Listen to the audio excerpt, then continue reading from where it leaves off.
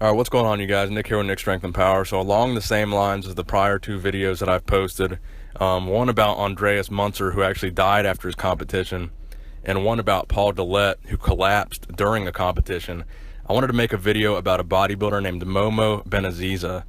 Now, this is a guy that I also feel has kind of been swept under the rug, kind of in regards to his history in bodybuilding. Nobody really talks about him anymore. Probably the IFBB would probably like to kind of act like that incident never happened, because he also died after a show in the Netherlands. So I wanted to talk about him very quickly here and kind of introduce you guys to this bodybuilder, because he actually did have an incredible physique. So Momo Benaziza died on October 4th, 1992 at the young age of 33. His nickname was the Giant Killer. He was 5'3" and about 195 pounds on stage.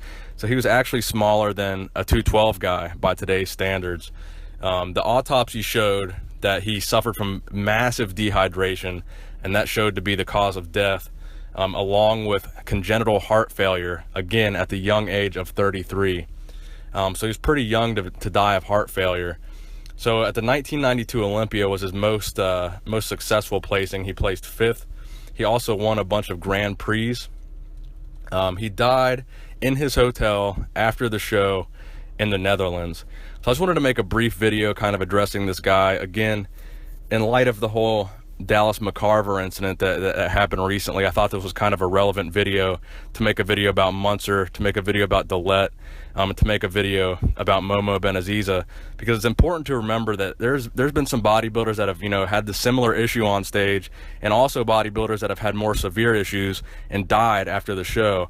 So I think it's just important to kind of bring these things up every once in a while, kind of remind people to be safe and be careful about this. Even though Dallas says that it was bronchitis was the reason that he passed out on stage, we don't really know that for sure. It could have been some other factors. It could have been dehydration, but we're going to go with what Dallas says and assume it's dehydration, or assume it's bronchitis.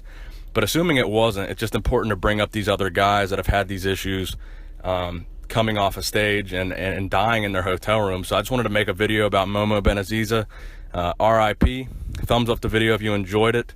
Nick Strength and Power, signing out.